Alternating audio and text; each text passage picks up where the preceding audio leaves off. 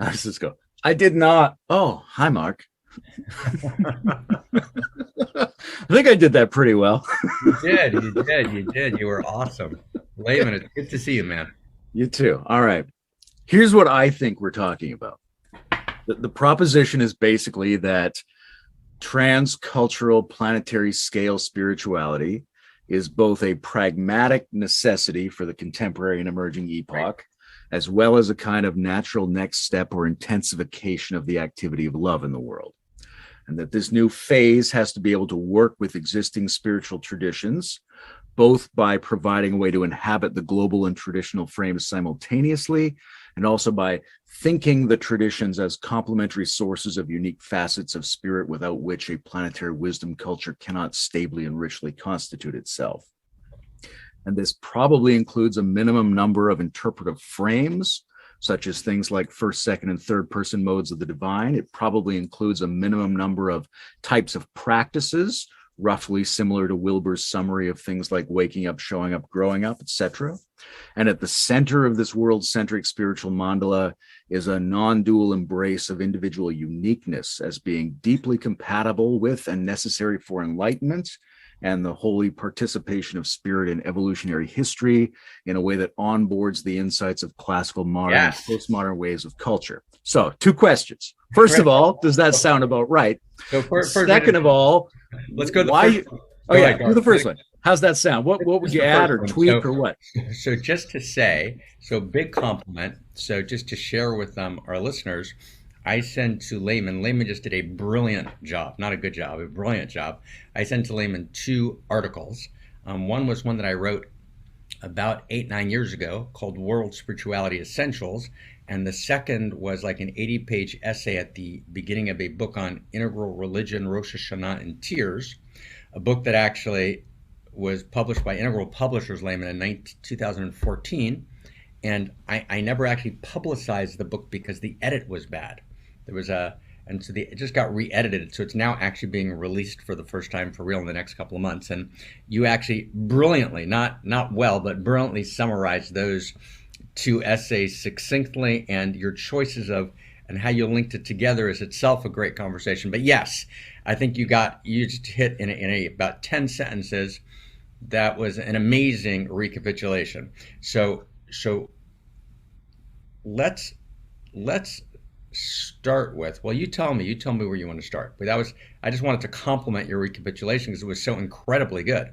Well, I've got a place to start in mind, but I've got like a pre-question, which is, I mean, the summary I just did and the argument. We have to talk about each one of the pieces of that, right? We will. We'll get into it. But overall, it sounds amazing. So there's a question up front, which is like, why shouldn't we be deeply skeptical, maybe even cynical, in hearing such an outlandish and idealistic sales pitch? Because that's a pretty amazing scenario I just described. It is, right? And it is the scenario described in those 2 articles. But of course, it's not a sales pitch, right? It's the urgent necessity of the time, and it's also the natural emergence. So let's maybe just kind of start from the beginning. Okay, we'll kind of wind it up from the beginning. Build it up.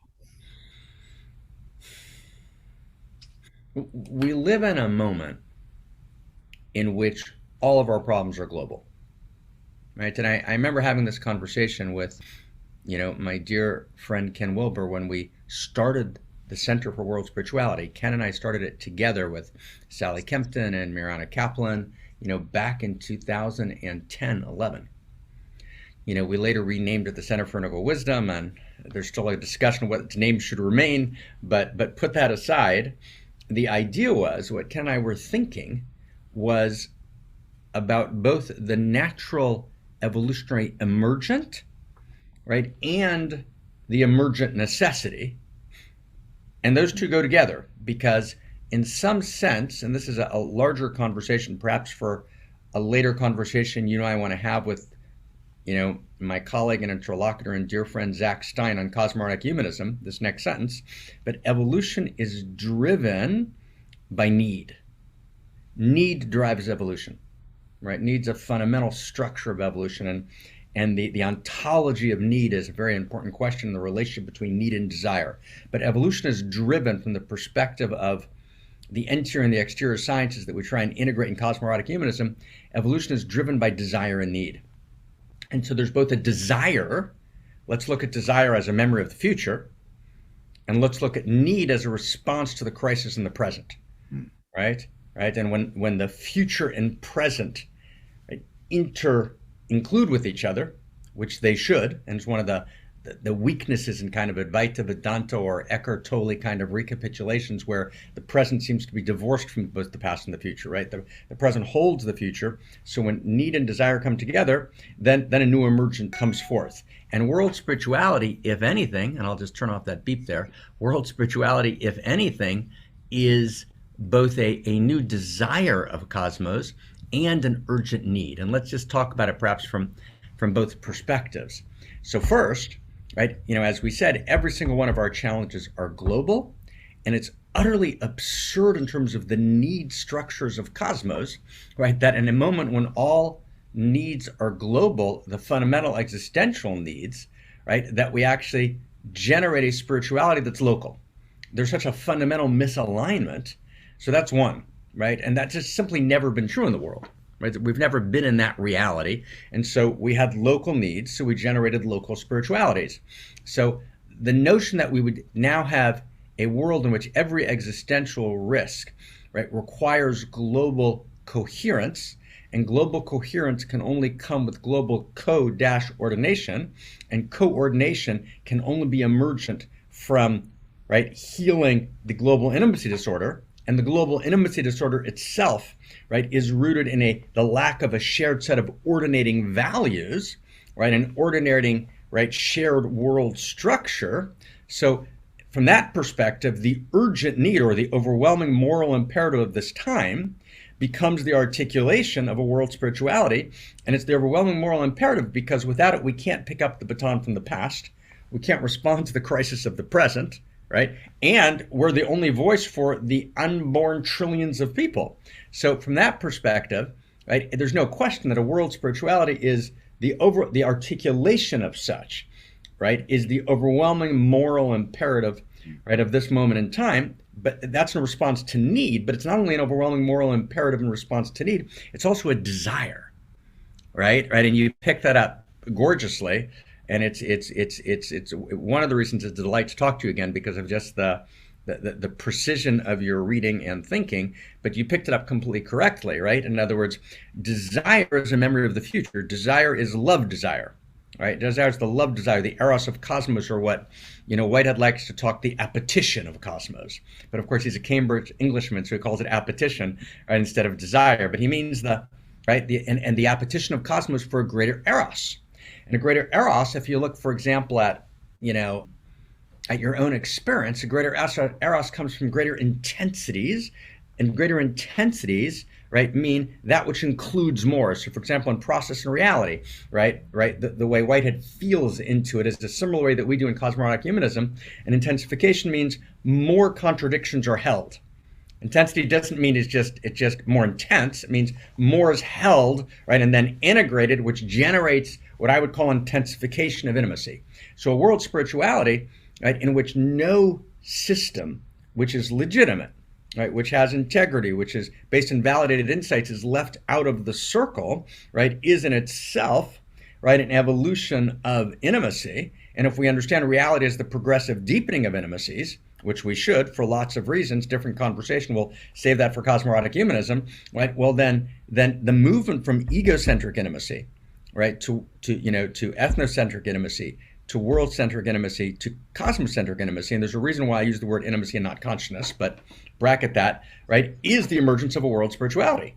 So now we've looked at it in terms of desire, coherence, coordination, responding to existential risk, right? And then we got to look at it in terms of, excuse me, we've looked at it in terms of need, and now we've seen it, in terms of desire. The desire of a cosmos is for a world spirituality, and the overriding need of a cosmos is for a world spirituality. So why would we be engaged in anything else, right? I mean, like that. Okay, I've got two questions that come out Please. of two different parts of myself. Mentally, I think it's probably necessary when talking about world spirituality to say first what it is that you're thinking when you think of spirituality. But in my heart, the question is, if this desire and this need are not recognized as being the desire and need that they are, how is that experienced? What does this urgency do if we don't realize what it's an urgency for? How does that affect people in the world? Yeah, yeah. I mean, that's great. That's great. Let's take a look at, state the first question again. I just want to hear you How would say you it. define spirituality, before Good. we So talk world spirituality? before we talk, well, let's just talk spirituality for a second, right? So spirituality, or spirit, right? And let's perhaps replace the word spirit with another word which I like a lot, which is value, right? And when we talk about the kind of epistemological trinity, that appears in Kashmir Shaivism, it appears in Hebrew wisdom, it appears in Buddhist thought, it appears in medieval Christianity. The eye of the senses and the eye of the mind and the eye of the spirit. The Sufis talk about the eye of the heart. I prefer to replace the eye and the spirit and the eye of the heart with the eye of value, which is a term we've kind of connoted in the last. It's not a denotative term; it's a connotative term, right? But it's an important term. It's the eye of value, right? It's that which allows me to discern value. It's so when I look at Layman, across the screen with that wild Ganesh behind him, right? I say this is not a pragmatic relationship, although we may enjoy talking and perhaps we'll generate value in the world. But actually, even before we generate value, right, there's an I thou, right? There's two irreducibly unique, valuable beings, right? And in the conversation itself, in the space in between, there's value. So the delight of talking to you before, and little content, these are moments of value. So spirit discerns value, is that in cosmos which is non-arbitrary, right? It means that it's not merely a social construction of reality, right? It's not merely a fiction, right? It's not merely a figment of our imagination, right? As the kind of popular parroters, right, of post-modernity, right, have kind of taken as a given. And I think we mentioned in passing last time, but it's worth mentioning, and if we did, we did. If we didn't, that's totally fine. But take a book like Harari's Homo Sapiens or Homo Deus, and it's a good example simply because Yuval is a totally lovely man, right? And we lived in a similar part of Tel Aviv, and my son was in his course, and we've crossed paths in the ways we do in the social space, right? But what's interesting about Yuval is that he's what a scholar, medieval scholar, Chaim Soloveitchik, a brilliant scholar, called, in a private conversation, he called this kind of phenomena uncontaminated material. And what he meant by that is, Yuval's not actually thinking these issues through. He's not a philosopher. He hasn't worked out, right, issues of materialism or value. He's a historian. He's a good lecturer, a nice man, right, a very good raconteur of history. But he's parroting, right, postmodern positions. That he can put out a book that can be touted by Bill Gates, Barack Obama, right, Jeff Bezos, right, etc., right, now central pillars of culture, when in this book he says that there's essentially no distinction between universal human rights and Gaddafi's Libya, or in a different book, Homo Deus, that's chapter 2, or in Homo Deus, chapter 6 or 7, he says there's no essential difference between an Englishman, right, going to fight the bloody crusades, and the full massacres and the full blood curl of it, and an English boy of the same age going to the same arena in Syria to work for Amnesty International, right, 700 years later. Those are both fictions. In other words, there's no value in cosmos. Value doesn't exist. And that is what spirit's responding to. Spirit is actually, we can replace the word spirit with value. So when I say world spirituality, another way to say it would be a universal grammar of value. right? And that's exciting. If we don't have a universal grammar of value, then essentially the entire system collapses. There's no way, for example, I'll just give you one example. So take Shoshana Zuboff, right, who wrote a very good book, Surveillance Capitalism, in which she says in 9 different passages in the book, it's kind of her rhetoric flourish. And again, I apologize, I was trained in Talmud, so I read too carefully. So she has, it's actually 8 passages.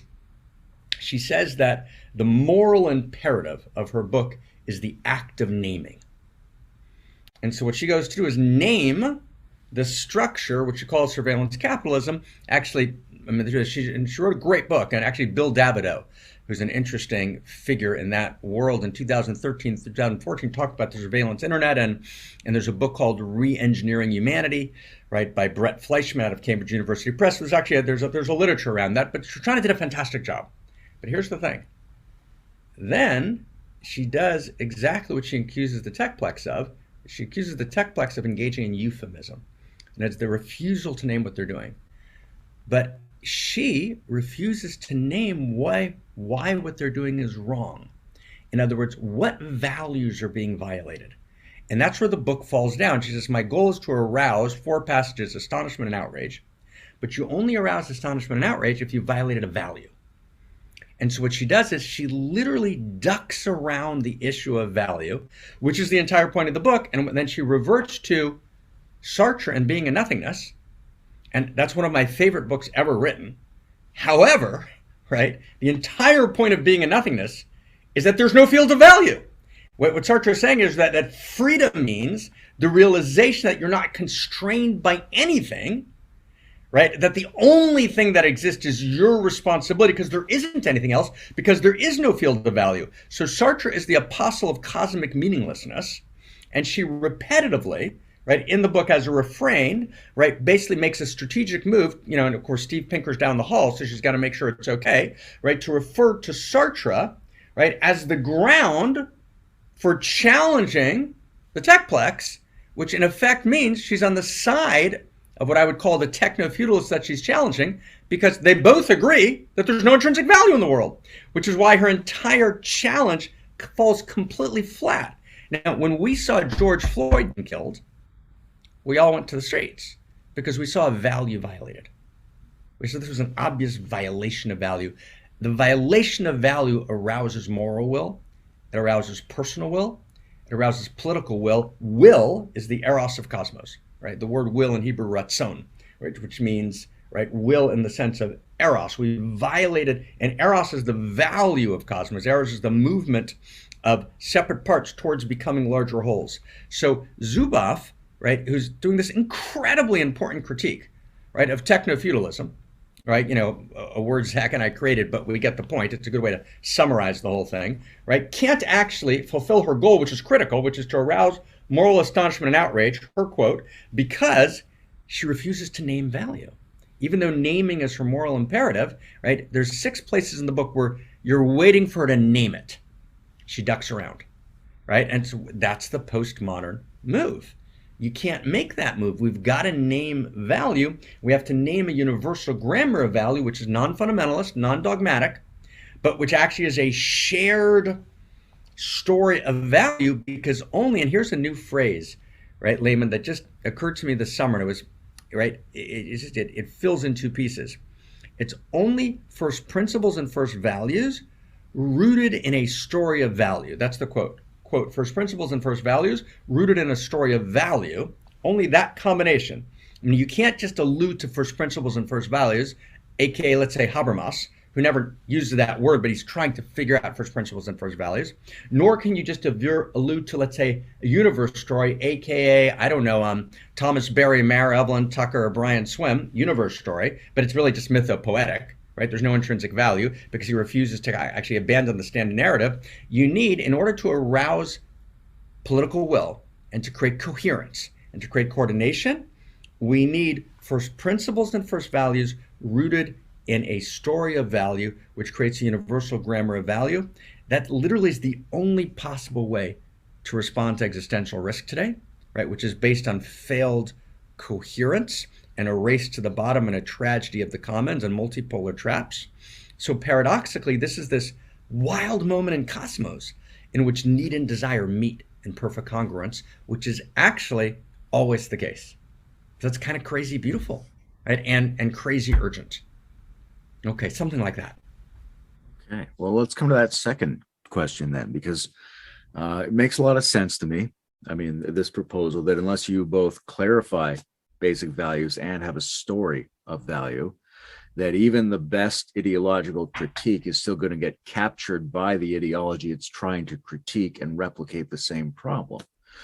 So this is an urgency, a yearning, a striving, a need, and a desire.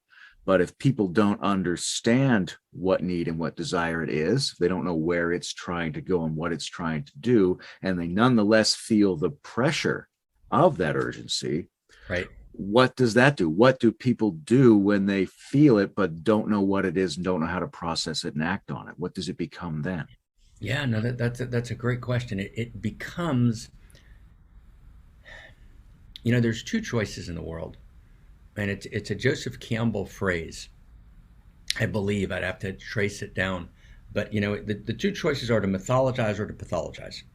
And by mythologize, I mean in the way that, let's say, Walter Benjamin and Gershon Scholem would use myth. I mean, the great myth of reality as opposed to a fiction, right? And pathologize is it breaks down in pathology, right? The wholeness fragments and breaks down. And so human beings in the world today have a desperate need, as human beings always do, for a sense of non-arbitrariness, right? A sense that it's not just a tale told by an idiot full of sounds and fury signifying nothing, that when Faulkner took the sound and the fury out of Shakespeare's speech, he actually got it wrong. And there Faulkner was there writing in the South. I mean, such a fascinating and beautiful figure, and poignant and tragic figure, in the middle of kind of, the existentialism's kind of first run at post-modernity. That's when Faulkner's writing. And by the sound and the fury, he basically says, Quentin Compson, right? None of it means anything, right? The clock, the broken face of the clock is Quentin Compson. It looks at the clock that just goes tick tock, but the time's not really moving anywhere. So it's kind of the absurdity, right? Not of eternity, but of empty time.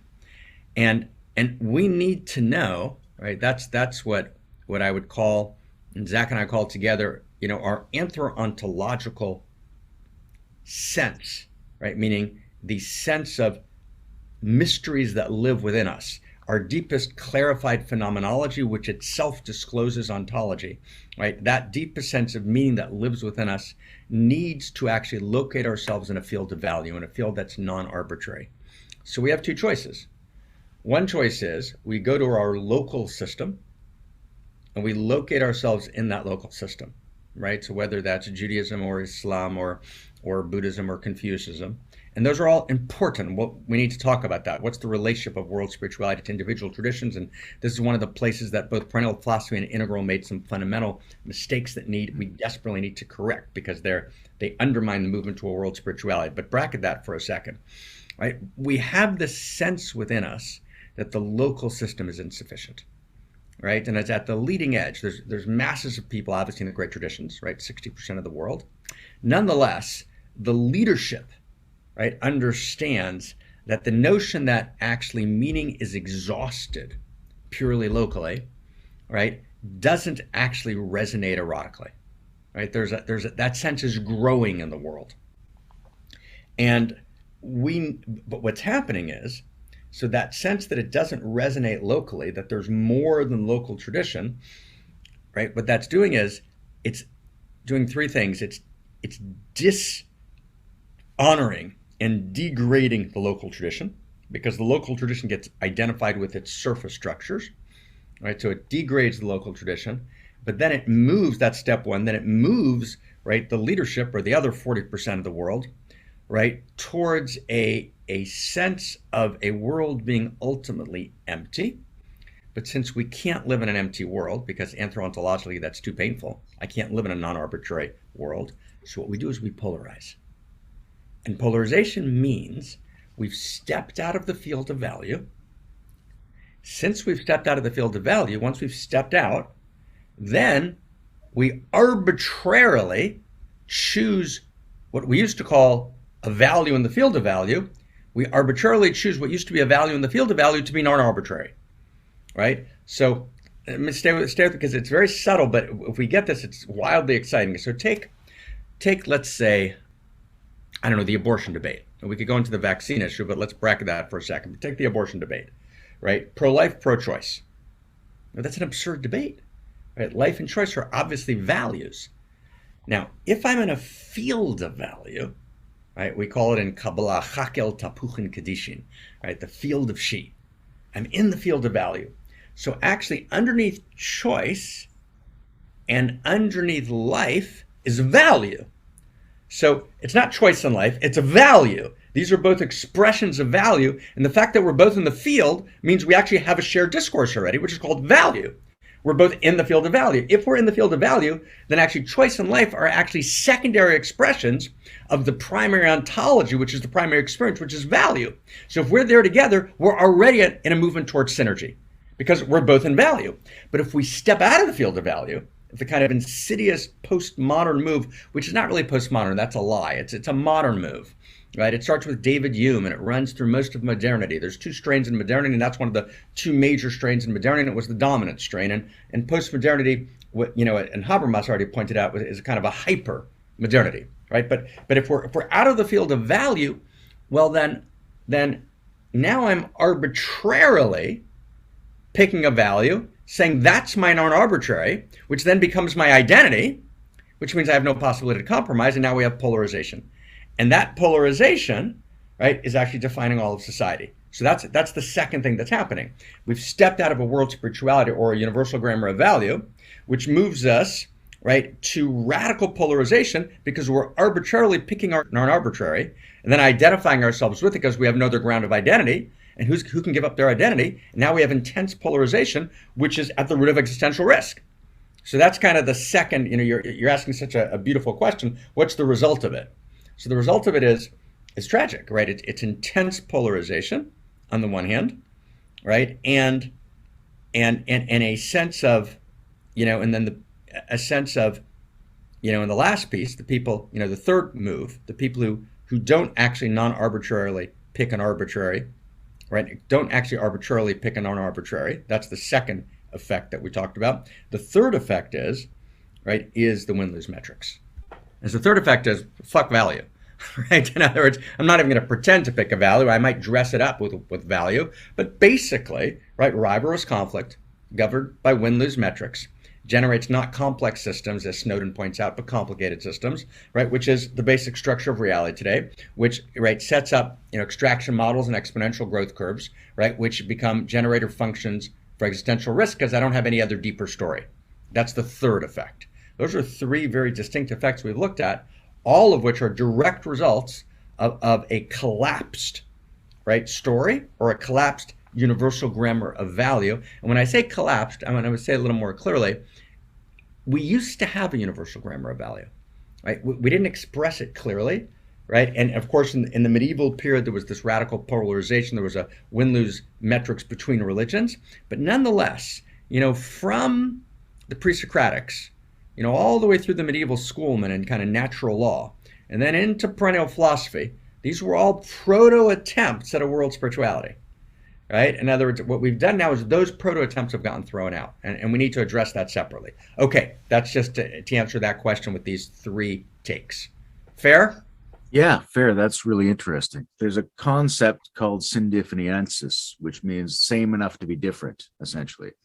Right? So, and that's the implicit but not always stated presupposition of any integrative model, which is that the values, in recognizing that they are values, have something reciprocally in common, even if they're valuing different things, right? So that field holds. But in the absence of that field holding, Exactly. collapse to non-value or collapse to absolutistic values and polarization in an overly complicated degenerating system.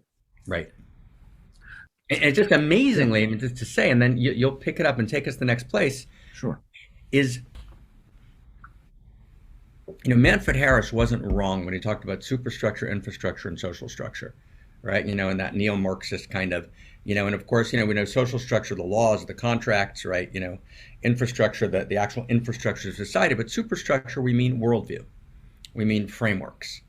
And in the end, obviously, Habermas is correct that the life worlds, right, co-evolve together, right? Nonetheless, in the end, superstructure wins the game, right? In other words, in the end, right, the interiors always, right, drive the story. It's only a new story that changes the vector of history, only a new story which we experience as being intrinsically valuable. So someone like Harari, kind of parroting the postmodern position, says, oh, but these new stories, the reason they move people is just because that's what stories do, and they're all fictions, right? And so therefore he both understands that story is what moves people, but mocks it as fiction. That's actually not correct.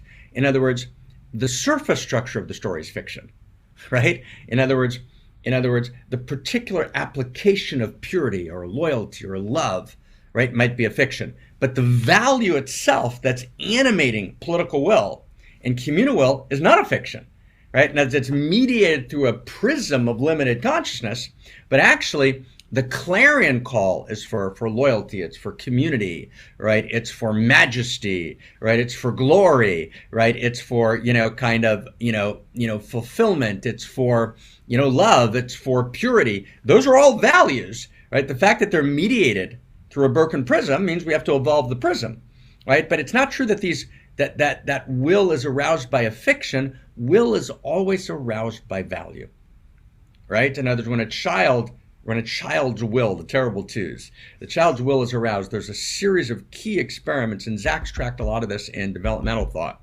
right, in which the child always universally, a major issue with Kohlberg and his interlocutors, reacts to a violation of fairness, right? It's not fair, right? It's not fair, causes the child to shriek, right? Because there's this call, this cry against this violation of value.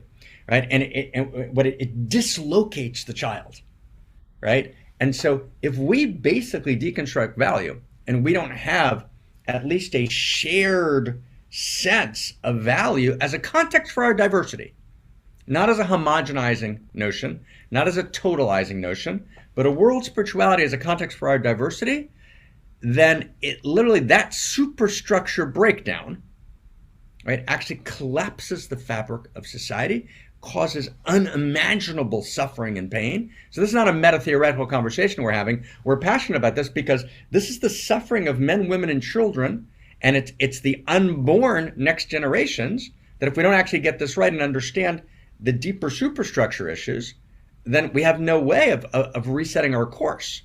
So we're passionate about this because we love people. We're passionate about this because the immense suffering that will result in this conversation we're having isn't reflected in the public discourse. Right? In other words, when you look at the very small discourse around existential risk that exists in the public at all, and it barely breaks surface, but it's always an infrastructure conversation, at best social structure. Superstructure never gets there. But the whole game is superstructure, right? The whole thing. We're all moved by the stories we live in. We think in stories. So just to clarify that, take us to the next step, sir. Okay. One of the things that fascinates me about the notion of having more inclusive layers or envelopes of coherent emergence and depth is that although people often treat it simplistically as layers just getting bigger, they're actually dialectical layers that are getting bigger and smaller at the same time. The range is increasing. So we had this historical shift from Earth-centered to heliocentric cosmos, and that's accompanied by an equal narrowing from elemental substances to atoms. And then we get to the Hubble galaxy space with an equal clarification of electrons and other subatomic quantum particles. The bigger is getting bigger and the smaller is getting smaller. So along those same lines, I'm curious about how you envision the relationship between the transcultural worldwide expansion of spirituality to the planetary stage and the reciprocal narrowing of focus that might be involved. Fantastic. So what's the appropriate basic unit? What's the pixel size? Great. What are we zeroing in on as players in a spiritual game at that scale? That's gorgeous. That's gorgeous, right? And again, we always like to critique each other, but it's actually such a pleasure to compliment, right, someone. But your questions are always precise and beautiful. So thank you. It's a great inquiry. So let's maybe circle back and kind of bring this down to kind of something very, very immediate and visceral. So one of the mistakes of perennial philosophy, you know, that, Fritz F. Schuon, who's wonderful, makes, and other, integral approaches make, and Euston Smith in different ways makes, is they make this distinction, which I'm sure you're well familiar with, between surface structures and depth structures. Right? It's a classical perennial distinction. Depth structures meaning, I mean, for example, take a look at when was it, 1943, Al Huxley's article called this 4 or 5 page article in the Vedanta Journal LA, and it's called The Minimum Working Hypothesis. Right? And he kind of lays out kind of 5 structures of a kind of perennial philosophy. Ken played off of that, Ken Wilber, right, in his kind of 7 structures. It's the same basic structure, and Huxley did a great job, and Ken did a great job, right, as he always does. And here's the big and. And that perennial move made a very, very big mistake, because what it did is it said depth structures are emptiness, right? Depth structures are the realization of emptiness. Depth structures are, some version of ayin, right, in Kabbalah, right? Absolute no-thingness, or the realization of the void, or nirvikalpa samadhi, right? In other words, all the different variations of, the mystical realization of the emptiness that lies at the core of everything, and then the implications of that in 5 or 6 steps towards one's own, awakening, transformation, and ultimately, some form of ethical action. The only problem is that dismisses all of the religions. What it says is that all the experience of ritual, right, it actually sides with postmodernity and views those all as surface structures, which is really just another way of saying fictions, or figments of our imagination, or social constructions of reality, meaning it's a subtle postmodern misunderstanding. It's actually much different than that, right? What actually happens is that every religion has, if I can borrow, a term that I've spent a lot of time, trying to articulate, unique self. Unique self, not just an individual, unique self is a religion. A religion has a unique self, meaning a religion has a quality of intimacy, a unique quality of intimacy in its intersubjective dance with the divine that's unlike any other. So Layman and his partner, right? So you have with your partner, right, in, I think, Michigan. Are we in Michigan? Ontario. You're in Ontario. Yeah. You're above. I knew you were above. So in Ontario. Yeah, I'm in the east. Anyway, so Layman and his partner, there's a quality of intimacy between them, which is different than the quality of intimacy between me and Christina. Now, why? Right? In other words, we have 2, romantic partners. We're both involved in the field of love, right? Right? But in other words, your partner would be very upset if I came home one night instead of you. Like, she'd lock the door, bar the, right? Why? I'm not such a terrible guy. Okay, a little controversial, but not so bad, right? So the answer is that she's interested in that quality of intimacy, which is between Layman and she, right? And that's because that unique, irreducible quality of intimacy actually is utterly original in the cosmos. It never was, is, or will be ever again. And it's an expression of this new emergent dimension of divinity. If divinity is the infinity of intimacy, right? And evolution is the progressive deepening of intimacies. And each of us as a unique self we're God's unique intimacies. So when then Layman and she, Mark and KK, come together, then in the space in between us, if you will, the space between the cherubs above the Ark of the Covenant, there's a new quality of intimacy. So that's precisely what a great tradition is.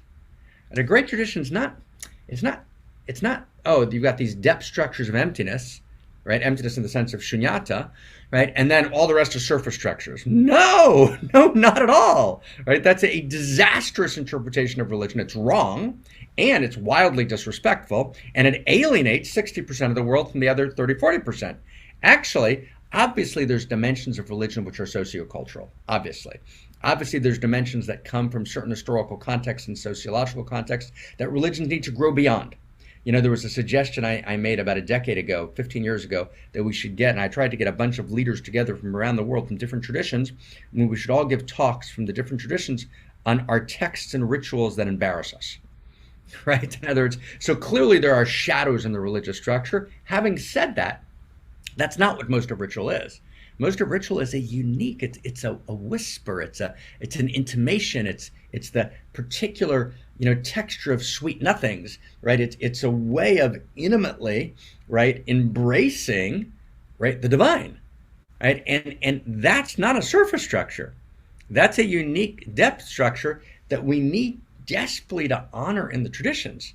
Because if we don't do that, then now responding to your question, then instead of actually honoring the beautiful context of diversity, which is not a perspectival madness, and it's actually the intrinsic and gorgeous irreducible uniqueness of these diverse expressions in the unique self-symphony of intimate rapture, and intimate ethos, with and of the divine. And if we basically, which is what the entire liberal world has done, the conservative world has free-framed the pre-modern, and the liberal world is essentially dismissive of the traditional, because it views it as, intrinsically some version of a surface structure. That's not what it is at all. So therefore, it seems like we need two structures.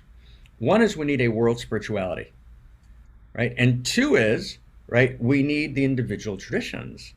And we need two possibilities. We need the possibility of being a citizen of world spirituality, and it needs to actually have injunctions and practices and, et cetera, but which are binding, which are about, in other words, integral life practice by itself won't cut it, We have to have a sense of deep ethos, and deep ritual, and deep community, and a deep, and not that we can kind of talk integral, which is what's sometimes so tragic in integral spaces. People talk it so well, but actually the essential sense of love and kindness and information gathering and all the structures of kind of how we hold and honor each other disappear.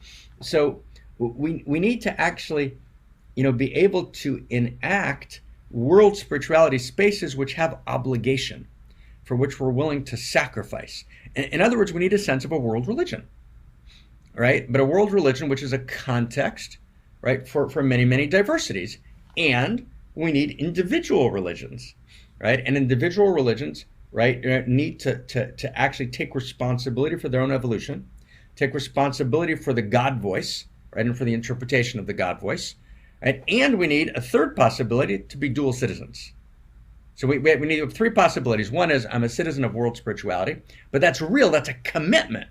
I lay my life down for that. That's I'm standing for spirit in the world. I'm a member of this planetary religion, which may become a galactic religion, And there's a shared grammar of value.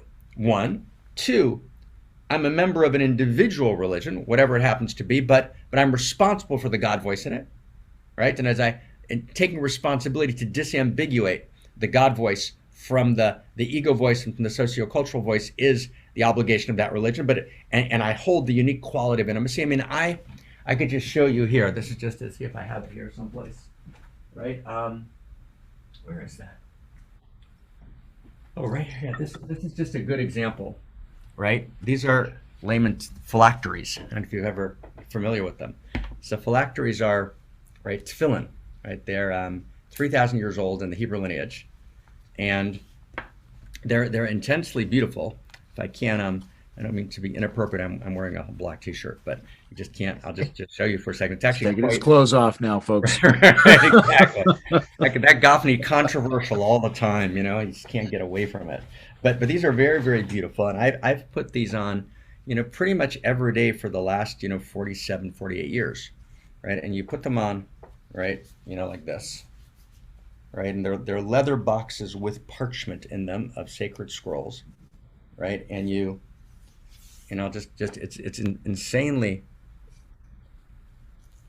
and you wrap them in a very particular way, where in the tradition you're wrapping yourself and becoming, in some sense, it's a kind of what I would call non-dual humanism. You become one with the divine. So you kind of put these on. There's 7, which of course, has its mystical analogies. This box, right, has sacred texts in it. And then this is called the tefillin or the phylacteries of the head. And you put these on your head, right? And you have this on, right? And then you actually sign God's name, right? You Shaddai, which is God's name, on your body, right? It's a shin, a daled, and a yud, right? But the point is, this is not a surface structure. It's not a surface structure.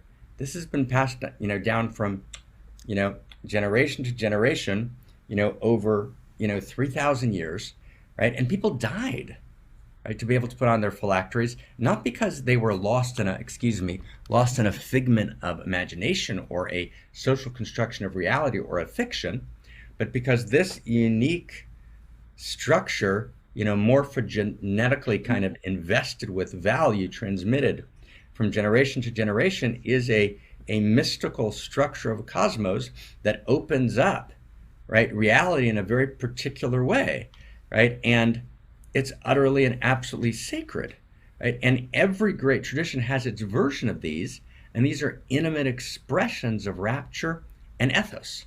And they're transmitted. You don't transmit ideas, you transmit rituals, right? They're tools of transmission, right? And not to be connected in that way, right? And I don't associate publicly. I'm not publicly involved in this particular community, but the practice of the ritual does something that no reading will do, right? That no kind of meta theoretical, and I think meta theory is wildly important, as you know, and articulating, right? But in the end, we need rituals, and we need the individual rituals of the religion. We need new world spirituality rituals that embody value and transmit value. And we need to articulate the possibility of being a dual citizen. That we can actually be dual citizens. I can live both in a religion, right, in a great tradition, and be part of, right, the ultimate, the meta great tradition, right? I can be part of world spirituality. So those are three real possibilities, right, of kind of fundamental units that inter-include and interdigitate with each other. Does that make sense, friend? Yeah, well said. And thank you for showing us. What could be more Jewish than binding yourself in a text? Binding yourself, but with leather straps, with parchment, right, and becoming, right. It's an act of unio mystica, right? It's an act of intimate communion, right? And you miss it, right? Because ritual is one of the languages of God. Yeah, that's clearly one of the areas where we haven't made as much progress as our verbalization has been able to make so far. Right. And it's one of the tragedies of the integral space. And by the way, I was talking, I had a wonderful conversation with Ken. We were at the loft, his loft. He's had a number of them, but I like all of them. And it was late in the afternoon, and it was just the two of us, and we were talking for a few hours. And he made a very, very, very beautiful point, which I want to attribute to him. It was a great point, which is, we were talking about Fichte and Schelling and kind of what happened in that particular moment in Germany, as they actually received via Christian Kabbalah certain Corolarianic ideas. And Elliot Wolfson is a good scholar in a book called Language, Eros, and Being.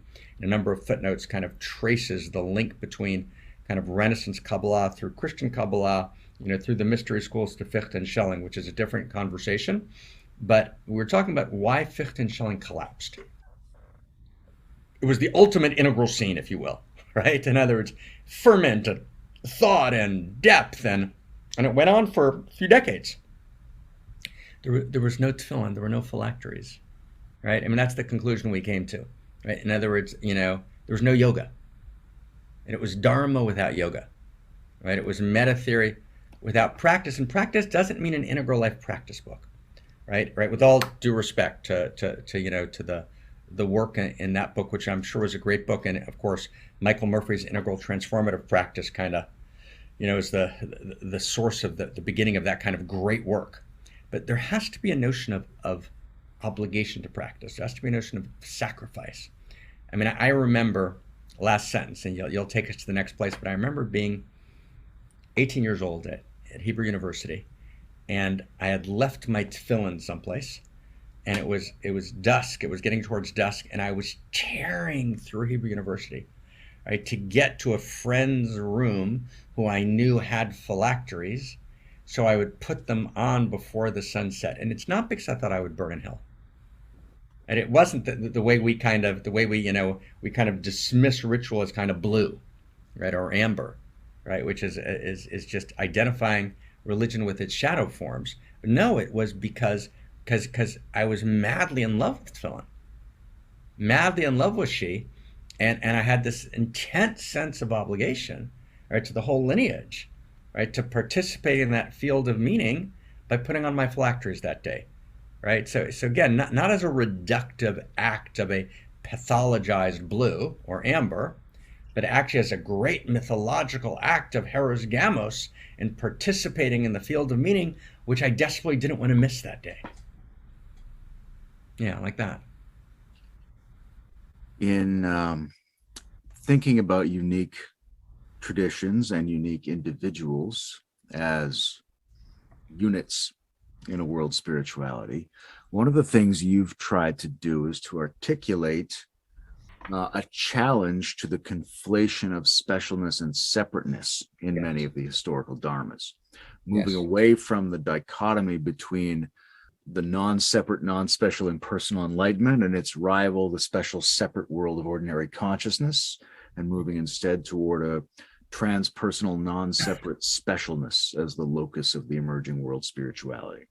Beautiful. You always say what I say better than I do, so it's just a pleasure to hang out with you. Right? Spence, that's gorgeously said. Yes, exactly right. So I'm curious whether this is a shift sort of triggered by the need and desire of spirit in the world at the moment, or whether you think this conflation was always there, and could have been teased apart at any time. Yeah, that's a fantastic inquiry. So let's see if we can frame it for a second, okay? So you have a kind of a general kind of sense of, as it were, let's just even look at the biblical record. You have you have an original innocent universalism, right? Everyone's just participating in the larger field, level one.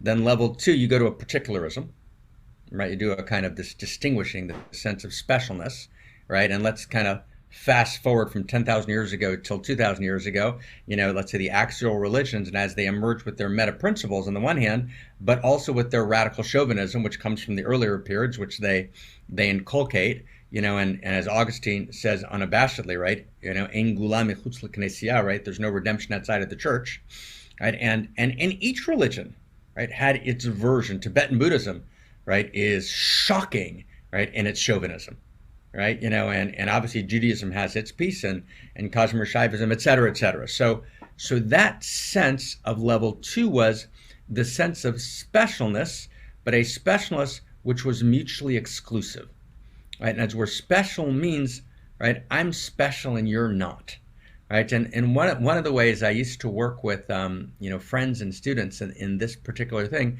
just as a pointing out instruction, which is, and Tibetan Buddhists are wonderful to give us this notion of pointing out instructions, right? But it's a very beautiful pointing out instruction where we would just do in conversation, we could do it right now, we're at the second level of specialness, which says, Layman, your questions are good, but let's get real. Really, Layman, I'm special. I'm super freaking smart, right? And I'm doing great work, and I'm glad you're doing this podcast, but I'm special. Now give it back to me. Find that energy. Right, like Mark, whatever. Right, I'm gonna give it back. Come on, it's not easy to find. You gotta find it. You gotta identify. It's in all of us. Come on, give it back to me. Well, I mean, this is fine and all to have Marc Gafni on here, but this is my podcast, right? I'm the host. I'm the future of Integral. I'm embraced by the community, and I'm just allowing you to be here and basking in my specialness. That's right. Here you are. Here you are, this maverick, controversial kind of thinker, and you think you're the right, but and that's exactly how it works. Right? It's the sense of this kind of mutually exclusive hostility.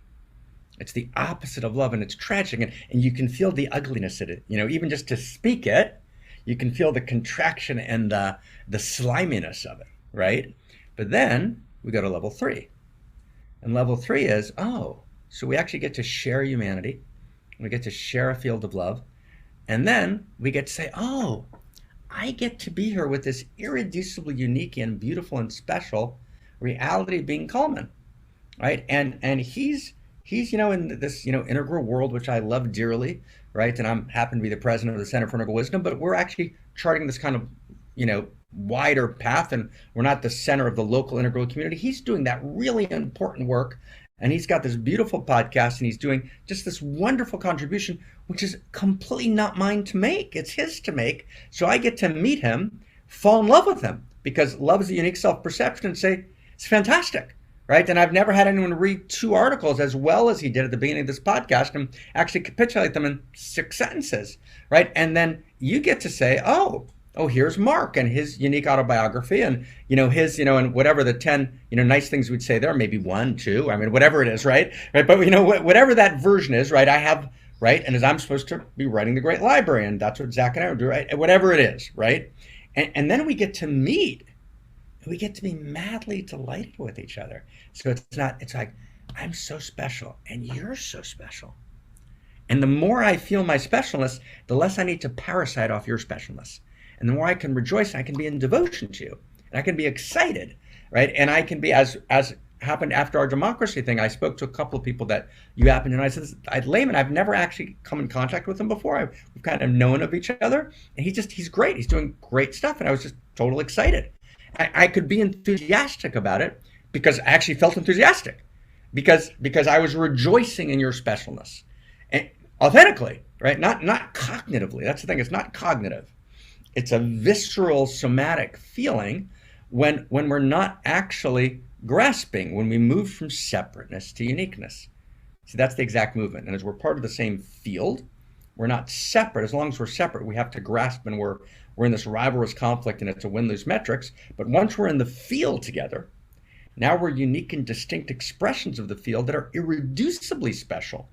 And these are the places where things like the Course of Miracles, right, which kind of set specialness up against spirit, make an enormous mistake, right? Specialness is the quality of reality, and I mean, Coleman, you're right. You're Layman. You're completely right.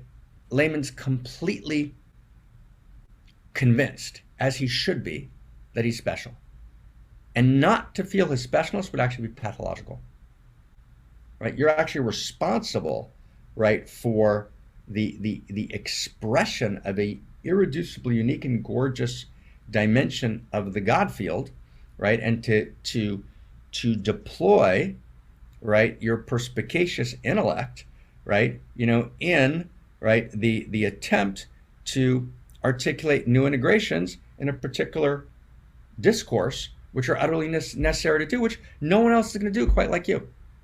That's yours to do. Wow, right? Thank you.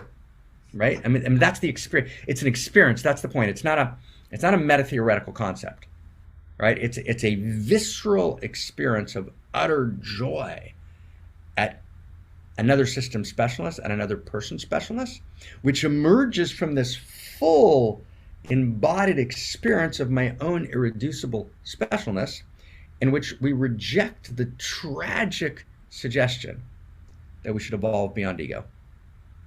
Right? Any system that says we're teaching evolution beyond ego is tragic, because no one ever evolves beyond ego. It's never happened. No person's ever done it. Ramana Maharshi didn't do it. Moses didn't do it. Buddha didn't do it. Ken Wilber didn't do it. Marc Gafni didn't do it. Right? No one's ever done it. I mean, Layman maybe, right? But but the rest of us, right? Right? The point is, we evolve beyond exclusive identification with ego. Right? We're actually able to see the ego. We're able to laugh, right, at its play, and we're also able to let some of its essential energy inform our unique self. Ego points to unique self. So those are essential distinctions. And once I do that, then I can actually be ecstatic. With Zak trying to write this new Cosmo-Erotic Humanism school of thought, like existentialism and romanticism, and we're going to right away and create this meta theory, and we're going to try and download it into the source code, and we're going to clarify it talking to Layman, and right, and we're going to all play our different gorgeous roles in this system. Wow, as does a kindergarten teacher in Mumbai, who has 16 people in her class, and her entire focus is those 16 kids. That is exactly the same as what I'm doing or what you're doing. We're special. We're madly special. So we get to fall in love with each other. The relationship between the universal and the particular haunts a lot of this, right?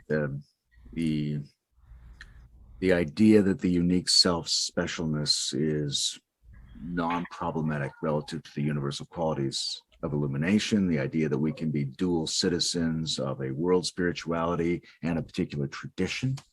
This kind of non-dual logic is fascinating and important. I want to get into it in a specific way because I'm looking at a universal human being and also a guy from a Jewish background.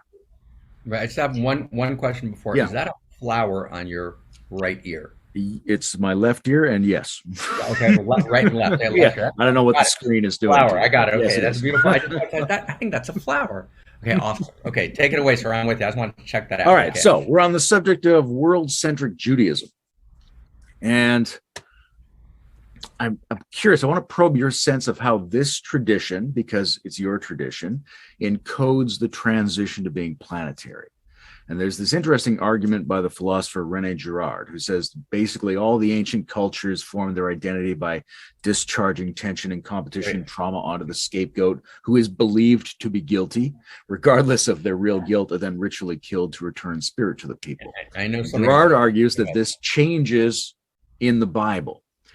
That the uniqueness of this particular historical mythic tradition argues its way forward to a point that is eventually epitomized in Christ, of seeing the victim as innocent, of not really being guilty of the group's need to punish someone. But this is emerging before Christ. It's emerging all the way through what we call the Old Testament.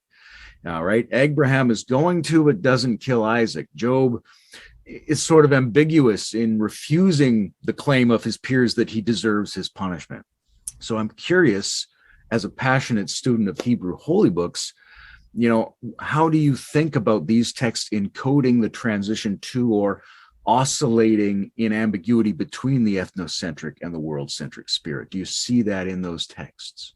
It's a great inquiry. I mean, it's not by accident that the world story of Genesis begins not with the election of Israel, but with creation. When the election of Israel happens 12 chapters later. So the fundamental context, right, is a universal context, which is unusual in all of the ancient myths, which are always about the creation of that very specific people, right, or tribes. That's one. Two, the tradition allows, for example, the emergence of a figure, let's say like Maimonides, right, who in his Guide for the Perplexed, at least, right, takes a completely and a fundamentally universal stance. At the same time, right, in Hebrew wisdom, there's obviously a radical ethnocentric quality, and that radical ethnocentric quality lives metaphysically, right? It's not just sociocentric, right? It's a metaphysical quality. So, for example, I'll just give you a great example. One of the people that I'm most in love with, that I wrote a couple of volumes about, called Radical Kabbalah, right, is a figure named Mordechai Leiner of Izbeka, who is, a few generations after the Baal Shem Tov, the founder of the Hasidic movement, and he's one of the most, stunning enlightenment thinkers. And Ken and I had a wonderful time back in, 14 years ago, 12 years ago, and I sent him like a 1,000-page version of this, and he tore through it in a couple of nights and kind of marked it up, and out of it we actually wrote this new chapter in integral theory, which was not an application of integral theory but an evolution of integral theory. It was really a new chapter which we called Unique Self, right? And until then, I wasn't able to invite Ken into this distinction between separateness and uniqueness. We've thought about it for a couple of years, but he would always identify it. And Ken, I assume you're watching. You remember those conversations? They were awesome. He'd identify it with soul, which I understood that move. And I was actually saying, no. It's actually uniqueness is an irreducible expression, right, of the seamless code of the universe, right? This code of the universe, which is seamless but not featureless, borrowing that phrase. And so we went, and so when Ken read this, right, he got it, in those 2 nights beautifully, and he wrote me some, crazy, beautiful emails, right, understanding that this was an enlightenment tradition, right? Unique self was a profound enlightenment tradition that actually changes, right, the way we understand enlightenment, right, as being not, the emergence of true self, but actually true self plus your unique perspective plus your unique quality of intimacy, right, equals your unique self, in an evolutionary context, your evolutionary unique self, right, an onto unique self symphony. Now, at the same time, this thinker, Leiner, who all of the structures of his thought should lead to a universal context, is also radically chauvinistic, right? And there's at least 30 passages that you just cringe. You're like, no, right? And Elliot Wolfson has written importantly, on the kind of deep chauvinism within Kabbalistic thought, right? In other words, the kind of New Age appropriations of Kabbalah, just like the New Age appropriations of Tibetan Buddhism, right, ignore the profoundly chauvinistic in the sense of the metaphysical structure of a soul, right? Intense deliberations on the intrinsic difference between the metaphysical structure of a Jewish and a not Jewish soul, with one being obviously superior to the other. Now, Judaism avoided turning that into an instrument of persecution, right? Which is wonderful, for a number of reasons. That's a different conversation. But the second you posit an intrinsic metaphysical structural difference, of a kind of almost social Darwinian nature, right, between the actual configuration, right, of the spiritual stuff of a soul, you're in trouble, right? Because the slope's just too slippery, right? And the way to transcend that, and so that tension is deep at the very heart of the lineage, and it's unresolved in the lineage, right? Both in the prophets, it's, you have different sets of passages.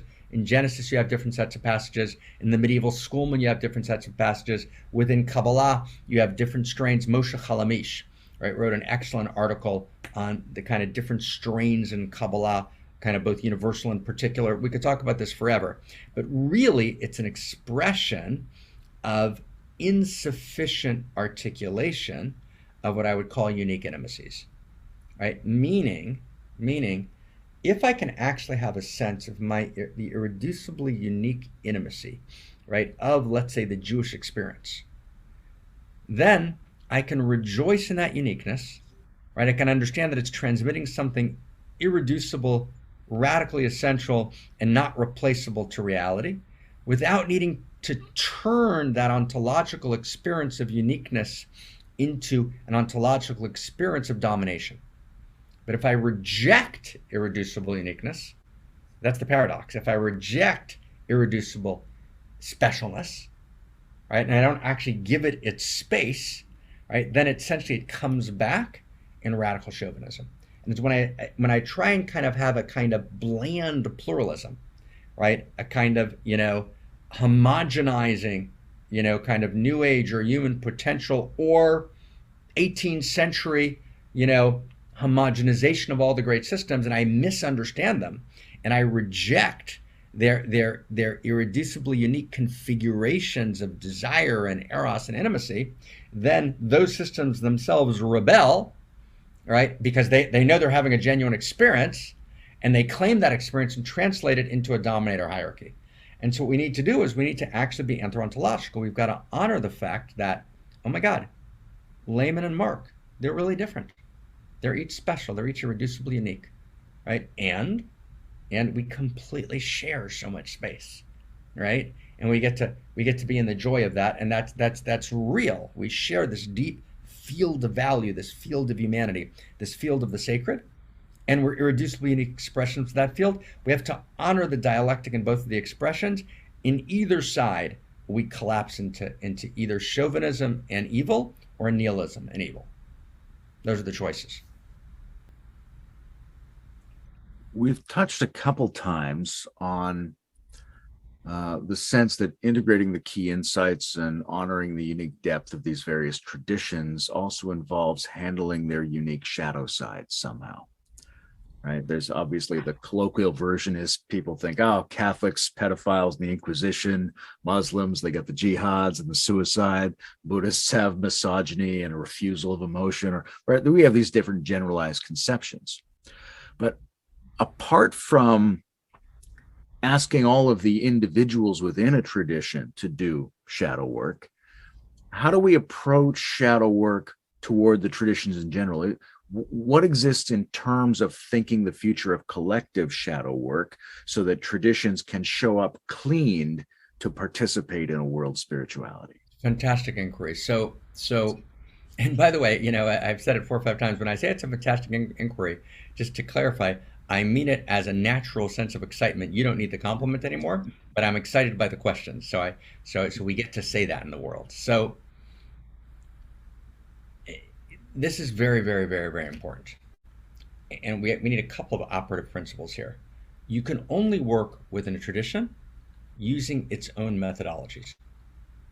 Right? To do anything else is actually a violation of the honor and a violation of the intimate fabric of a tradition, and will be counterproductive, will be interpreted as degrading, and will fail. So let's just, for example, let's take Judaism. Let's just as an example, okay? So if you want to work with whatever Judaism's shadow is, you have to do that by using the exegetical, textual, ritual frames of the tradition. So, for example, if you want to criticize, let's say, excessive legalism, right, in let's say Jewish structures, so you don't attack the structures, you find the voice of the prophets who critiqued that dimension within the texts. But let's go deeper, right? If you want to criticize dimensions of the rabbinic community, rabbinic Judaism that emerges after the temple, so what you actually do is you read the what are called the Aggadic, Aggadic, the Aggadic passages, meaning the passages in the Talmud that generally tell a short 3 or 4 line story. But again, 3 or 4 lines, very, very elliptical, almost koan-like, which seem to be innocent. And I spend many years, within the Jewish tradition teaching these stories. These stories are actually subversive critiques by the rabbis of the rabbinic tradition. That's what they are, right? And so you actually have to learn how to deploy that tool, right, as the rabbinic tradition itself did, right, to actually subversively critique the tradition. Now, just go with me one more step. I don't have it easily accessible here. If you look at a page of Talmud, so in a page of Talmud, which would be worth, even in the podcast, you could put one up. So in the center of the page, there's Aramaic. There's Aramaic, Hebrew kind of text. Then on the side of where the binding of the text, you have a commentary of a medieval commentator, Rashi, right? Rashi is, 11th century, right? Rashi. Then on the other side of the page, in the middle, you've got the Aramaic, right? By the binding, you have Rashi. On the other side of the page, you've got another column, which is Tosafot. Now, Tosafot are Rashi's grandchildren. And Tosafot basically dedicate their career, and they start every little mini essay by saying, Perish HaKuntras, Granddad said, V'tamua, and how can you read the text so poorly? And then they go to wipe out their grandfather's interpretation. Just wipe it out, right? Just like it was, and they cite text after text why it was wrong, and V'tamua, right? It's shocking, right? And of course, they're madly in love with their grandfather. You understand? It's not even the slightest amount of disrespect, quite the opposite.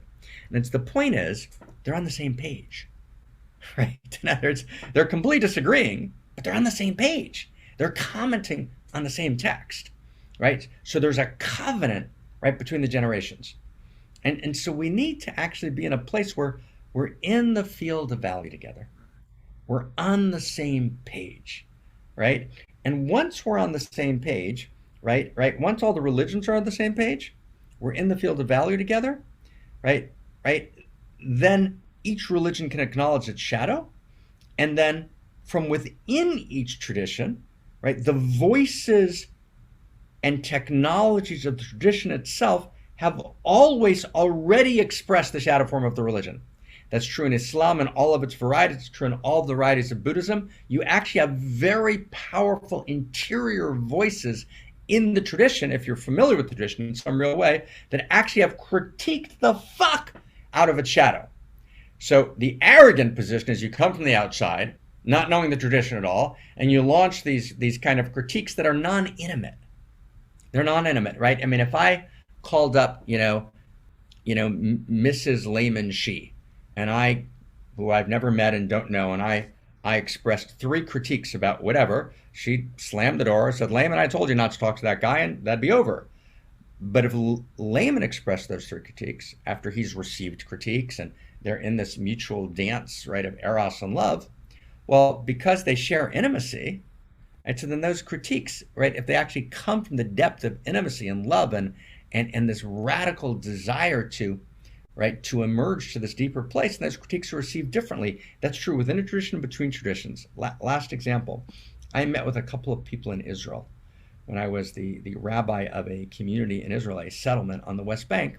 I met with a couple of people who were deeply associated with Hamas, right? And I was a quote unquote right-wing settler, right? The rabbi of a settlement that we put up in the middle of the night when James Baker was Secretary of State. It's I wasn't there when it was initially put up. I came, a few months later, and we had generators for 2 years in the dirt, right above Kalkilia, right on the West Bank, right near Israel's Green Line. And I was then am now. I'm a leftist on major social issues, and I'm more leaning to the right on some security issues in Israel for very real pragmatic reasons. But in any case, I became close with a couple of key figures in Hamas, which is the leading terrorist organization, right, committed to Israel's destruction.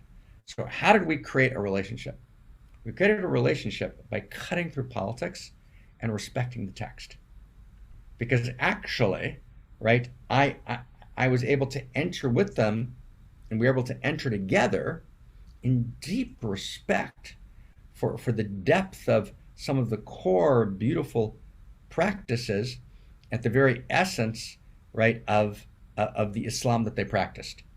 And so when they felt that we were both devotional, we both honored the text, we both honored the prophet, right? That I wasn't coming from a kind of superficial and kind of vapid, reductionist, materialist position, right? Once we both entered in that place, could feel each other in that place, I could then say, but how can you interpret the prophet this way? Because this Islamic thinker and that Islamic thinker and that caliph actually all said differently than you. So why do you ignore that? And then I'll say, whoa, and now we have a conversation, right? In other words, the way to talk to Hamas is not through politics. It's to meet in the depth of text, right? With great mutual devotion and honor. And from the place of the deep mystical experience of the text and the honoring of that, right? I mean, even someone like the man who was responsible, they say, for bringing down the World Trade Center, right? Whose name escapes me right now. I just had a moment. What's the name of the Bin Laden? Right, Bin Laden, Osama bin Laden. Thank you. So look at bin Laden's eyes. He'd be a great teacher at Esalen, right? In other words, his eyes are on fire, right? His daughter-in-laws were social workers, psychologists, right? This is not right. It's a complex figure who got lost in a particular reading of sacred text, who was then dismissed as a lunatic. He's actually far from a lunatic, right? He wound up, right, in a twisted logic, right, being massively and horrifically destructive in horrible ways. But the way to have a conversation with bin Laden is to take him seriously, right? There's a place we can meet in devotion, and then let's go at it. And if actually you're misinterpreting the text, let's look at your texts and let's look at them, but not because I have a good mind, right? I mean, and maybe this is the last thing in terms of this, Layman. And it's funny. I think of you for some reason also by the Hebrew name Kalman. I don't know why, but I think I said it a few minutes ago. But I'm trying to make Kalman into Layman. But Kalman's it's a very affectionate, beautiful name. but there's a sense that we can change the world with our minds. And I love mind and I love thinking. And I'm madly committed to meta theory and to articulating Cosmo-Erotic Humanism and to making kind of, you know, very serious source code changes, right, in consciousness and culture, which you can't do without mind. But the truth is, mind itself doesn't change anything. I've never in my life had a good idea, not one. I've literally never had an, you know, I'm doing my best to articulate an original set of mimetic structures drawn from many places, but I've never had a good idea. I've always had a good feeling. There's literally not one idea that I've ever tried to articulate that didn't start as a feeling, right? A feeling of either allurement or dis-ease, right? And the feeling would grow and grow and grow, and then I would try and articulate it in words. And so when I approach another tradition, I've got to feel it. I've got to feel its unique quality of intimacy. I've got to be on my knees in devotion to it. And we got to share that field of devotion. And from there, we can do, as you suggested so beautifully, we can say, okay, each tradition is responsible for its shadow. But that comes from a place of deep honoring. Can you feel that with me? I can, and there's some great headlines here too. Marc Please. Gafni hobnobs with Hamas, sympathizes with monogamy. Admits he's never had a good idea.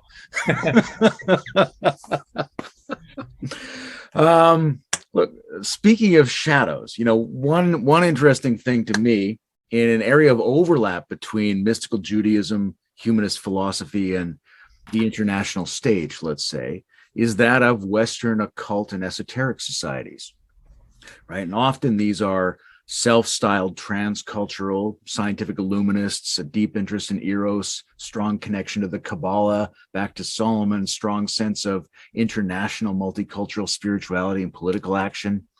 So I'm curious what you think we can learn from or honor in the esoteric counter traditions, who, although they're often demonized in their practices, have many times been the historical advocates for world spirituality. Yes, no, that's absolutely true. I mean, in some sense, there's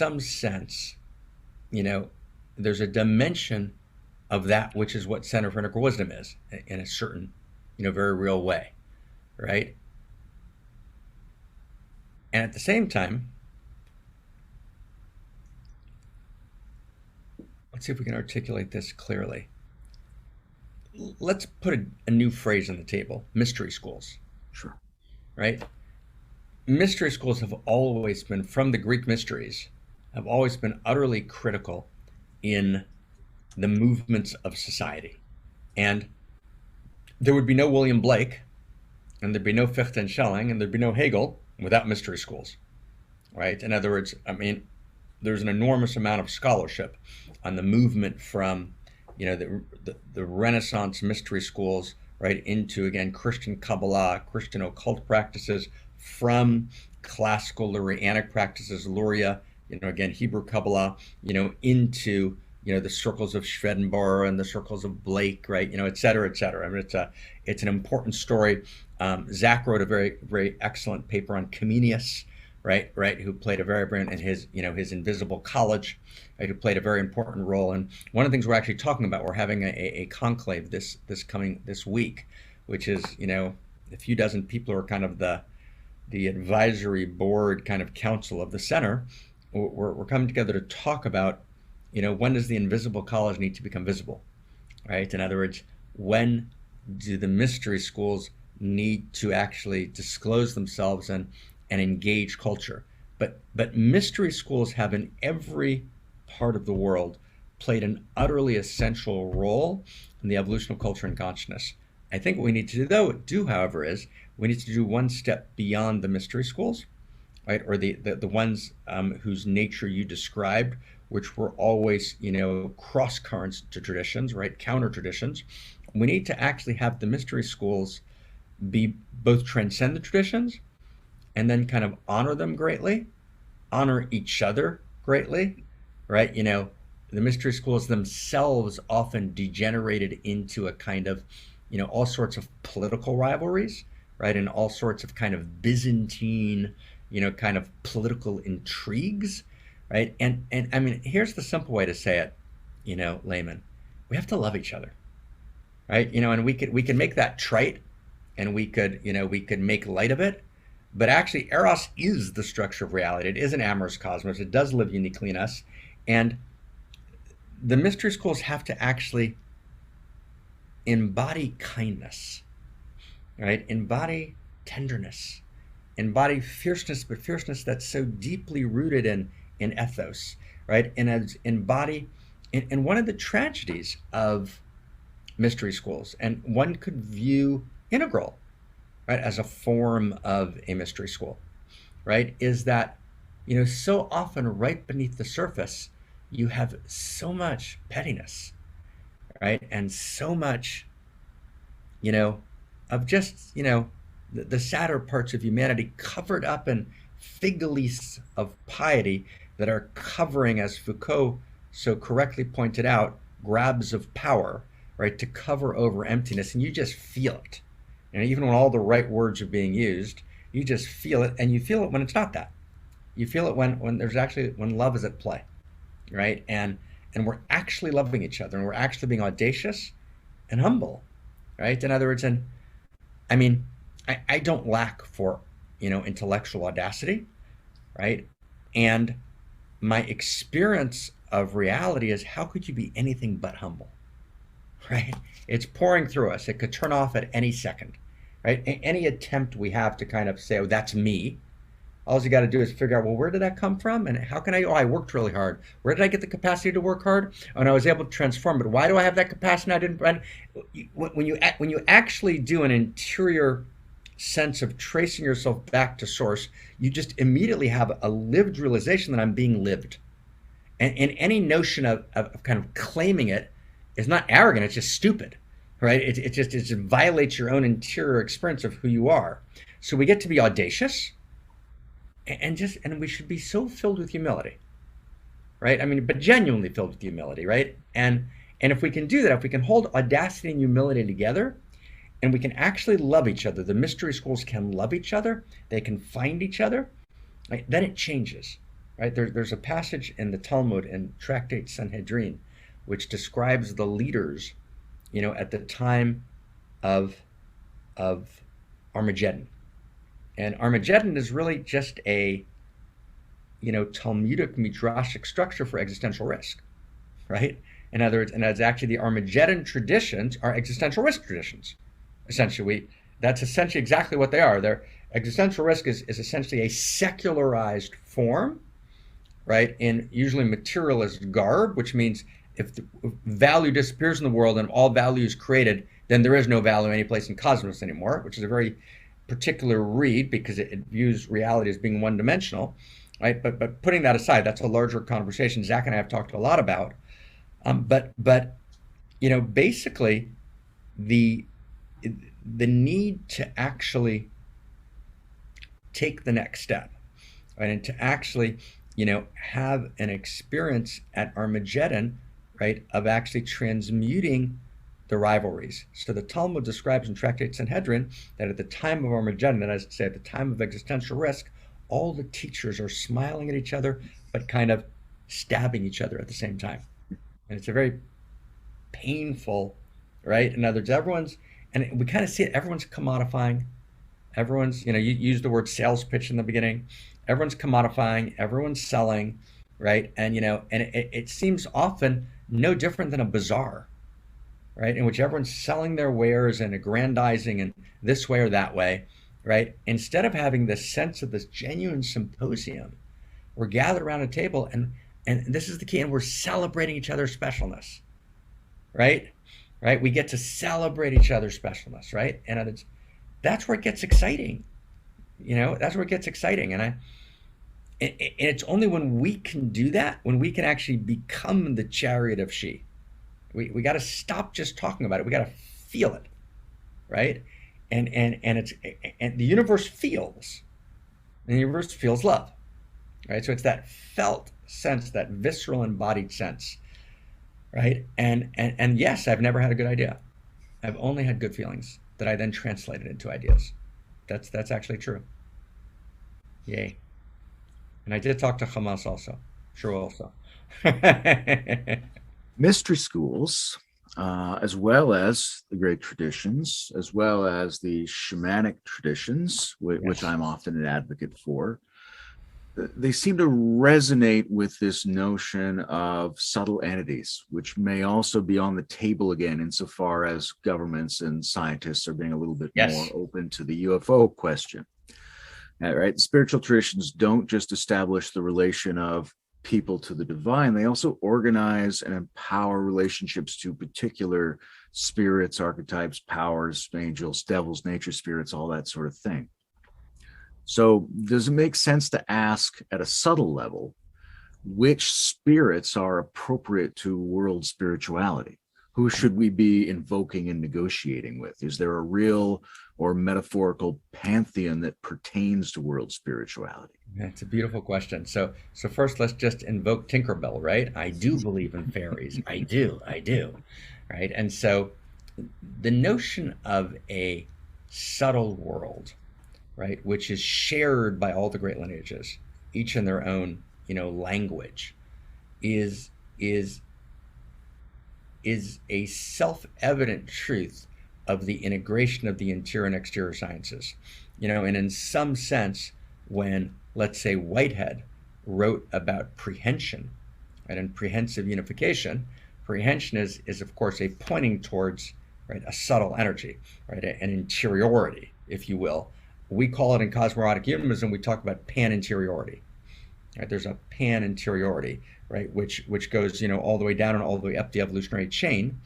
And there's, clearly we have, if we're going to borrow William James's radical empiricism, right, and a kind of, non-dual monism, right, it's very, very clear that there's rich, subtle worlds, and we have, deep cross-cultural traditions with massive amounts of empirical evidence, right? So having said that, we now need to go the next step. So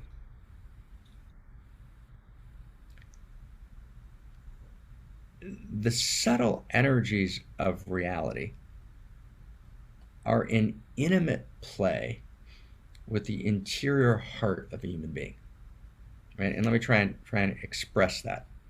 And this is where magic comes to play, but magic is a surface exterior of something deeper, which is the intimate, coherent dances, right, of the gross, subtle, and causal worlds. Let me see if I can kind of make that real. So, in the interior sciences, I create subtle realities with every flutter of my feeling, with every movement of my consciousness. It's not that there's a purely objective world of subtle beings. I'm constantly generating or destroying subtle worlds, right, in every gesticulation, right, in every, movement. And there's this very deep, it's almost like we coexist with bacteria, if I could kind of give it an instantiation. And so the notion that there's bacteria in us, no, there's this deep, if you will, using the term imprecisely, a kind of symbiogenesis, right? Pointing towards, Lynn Margulis, and all that, important work, right? So we coexist with the subtle reality, right? And we're interacting with the subtle reality all the time. That's always true.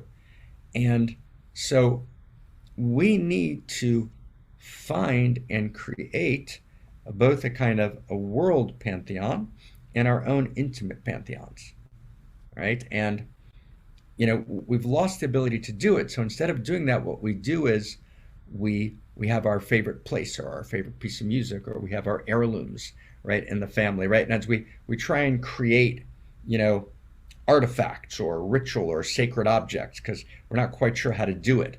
But actually, what we need to do is actually feel into and then articulate intellectually, but also articulate somatically, right? The living presence of the subtle world, and we need to be in constant interaction with that, right? Consciously and not unconsciously, right? And that is, in tefillin, the phylacteries that are one of the ways that actually activate the subtle realms, right? And you're of course correct that the scientists are moving to a recognition of multidimensionality, right? So we talk not just about extraterrestrials, but extra dimensionals, right? And there's an enormous, kind of, literature, right? People like Jeffrey Kripal have done, important work in trying to bring that into the mainstream, right? In the inner world, I think Sean has done some, Sean Harkins has done some, some important work. Sean and I talked maybe a year ago. We sat on the phone for a couple hours. We hadn't talked in a few years, and he's doing, he shared with me, some of that work, which is important. And it's absolutely true that the quadrants tetra arise, so there is a mutual enactment, right? That's a good way to say it. That's a good application, right, of that kind of notion. And Homer Ralston and his environmental ethics have a lot to say about this.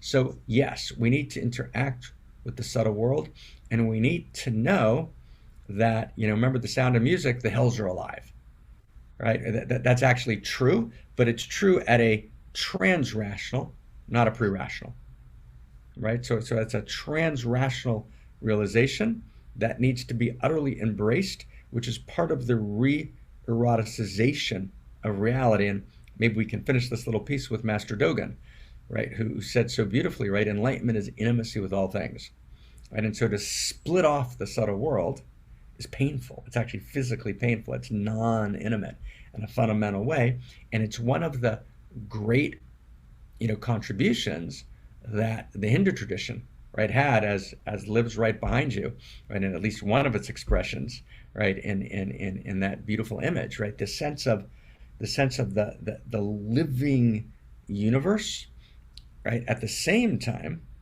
here's the last piece, right, all of those subtle energies need to be prophetic and not pagan, right? And that's very, very important.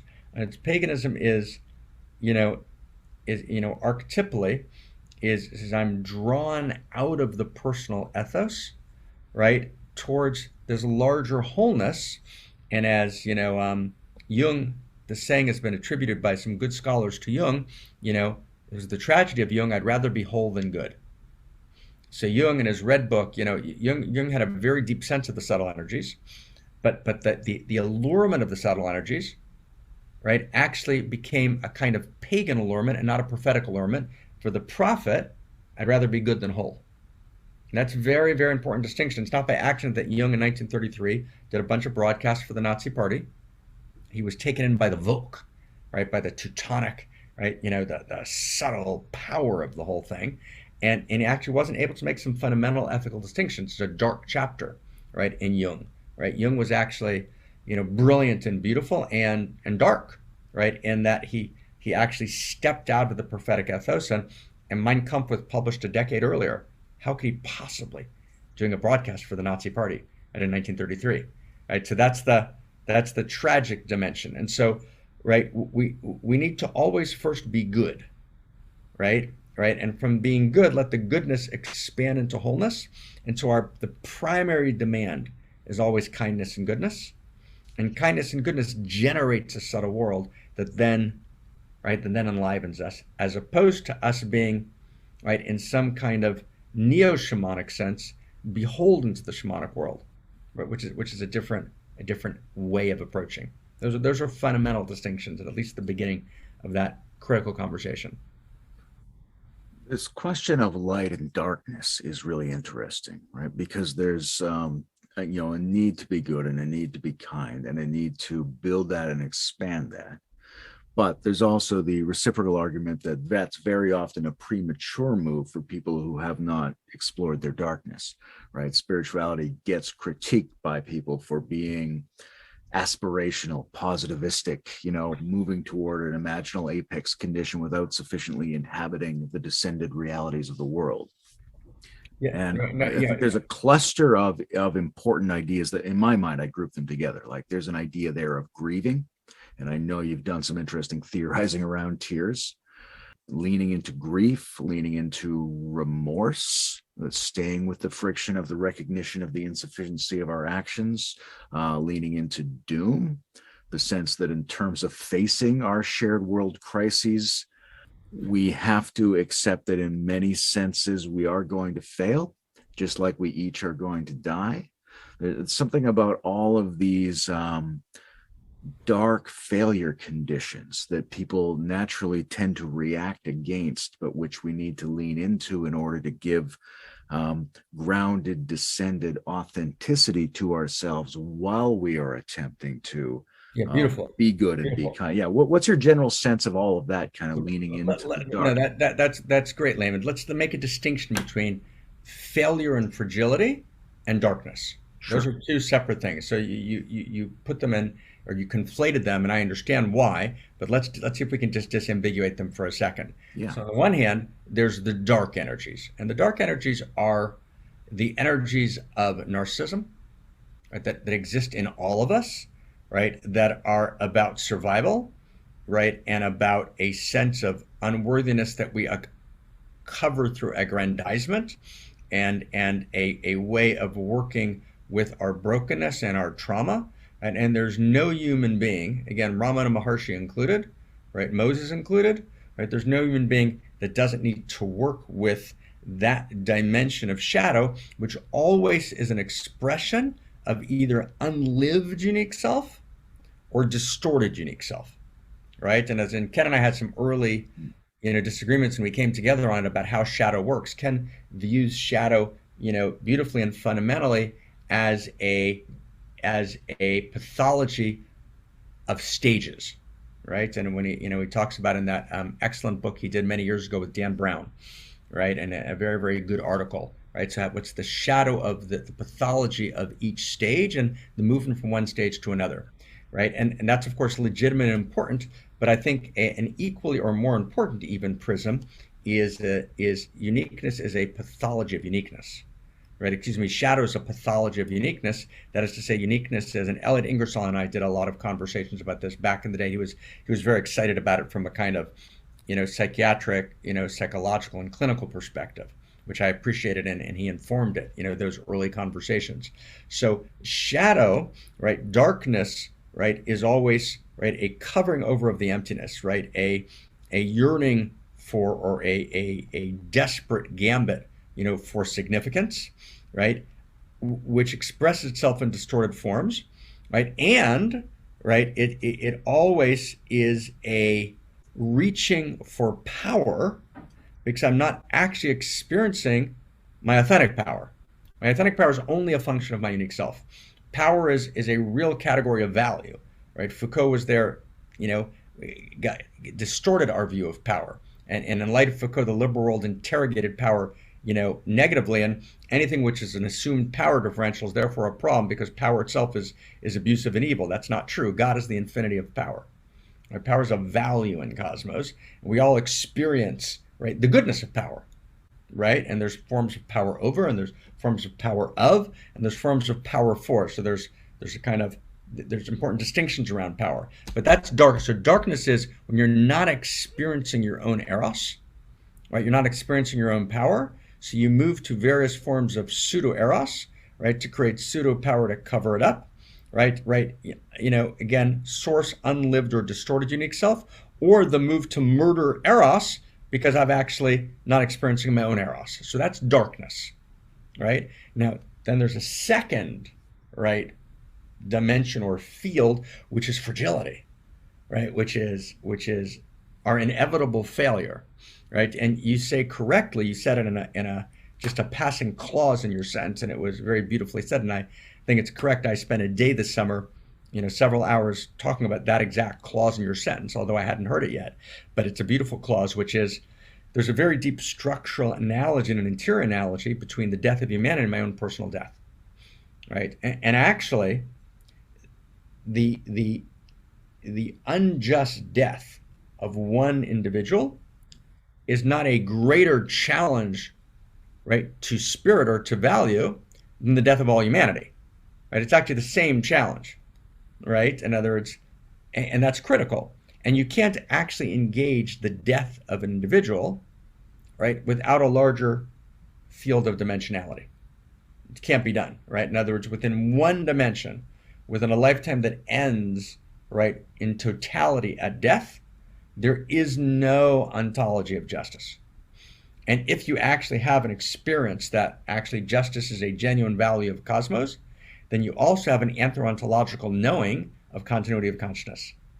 And this is I'm trying to finish a book now, book, article, monograph with Zach about kind of 12 anthropological knowings of immortality. So one of them is actually justice, right? And the knowing that it's not worked out in a lifetime. So therefore, you know anthropologically that there's a broader dimension, right? Because otherwise justice would be so intrinsically violated, and you actually know in your own anthropological experience, the mysteries are within us, that can't be true because justice is non-arbitrary in some way. So you actually have an interior experience of a wider dimensionality with which I respond to death. That doesn't remove the pain of death. It's not a theodicy. We're not using it to kind of say, oh, well, you live long, right? But we're saying we can't even begin the conversation without a wider realm, right? If Mother Teresa and Hitler, right, check out from the world and there's no difference, right, in the choices they made, so then, right, then justice collapses. When justice collapses, ontology collapses and value collapses. So we clearly need to move to a wider dimensionality. Jung wasn't wrong when he said he couldn't establish psychological stability in a patient unless he could first establish a grounded notion of immortality, right? So we need to have a sense of continuity of consciousness, right, in order to engage either, the death of the human being or the potential death of humanity, right? And we know that we're fragile, right? And we need to embrace our fragility, right? And know that we'll always be defeated, right? And we're both heroic and we're moving towards victory, and yet we're always defeated at the same time. And we always have to experience our own defeat, even as we surge, right? And in some sense, you might make a distinction between kind of majestic man, right, who surges forward, who thrusts forth, who conquers, right, realities, and redemptive man, who's defeated, right, who steps back, right, who's overwhelmed, right? And majestic man kind of surges forth, right, with the sense that the psalmist talks about, right? But techasreo ma'at melohim, you're a little bit less than the divine. And redemptive man is ma enosh, from the same psalmist, ma enosh kitiskarenu, who is man that we should even be mindful of him, right? And so, in that sense, in the Hasidic tradition about the master who would have, two notes in his pocket, and one was Bishvili nivra ha'olam, one note said, the world was created for me, and the other note said, Va'anochi afar va'ephraim, but dust and ashes. And so holding, right, the dialectic between majestic man and redemptive man, right, as these two kind of typologies that live within us is utterly essential, and it allows us to both embrace our grandeur, right, and our fragility at the same time, right, and that then allows us, right, to integrate shadow, right, that allows us to actually not be in pseudo-eros, to move from pseudo-eros to eros, right. And again, I know I'm using terms here that we're familiar with, and it's a language of discourse that we've tried to lay down over the years. So, and just for listeners, eros just means the essential fullness of being in all of its qualities, and pseudo-eros means I experience the emptiness of being, not in the Buddha sense, but the genuine emptiness, the meaninglessness, and I seek to cover over the meaninglessness with a pseudo-erotic experience, just to get that distinction, right, in the play. Yay. That's a big question. Yeah, there's something really interesting here about the frame of the embrace of fragility is the fact that we act as though there is time to work out unfairness. So that when we look at the world stage where we're positing that value is emerging in a new level of activity, there's a sense everybody has that value is in jeopardy at the world stage, although that also implies a kind of implicit background frame that, right, that jeopardy of value itself implies value is reliable, value goes on, we understand what value is.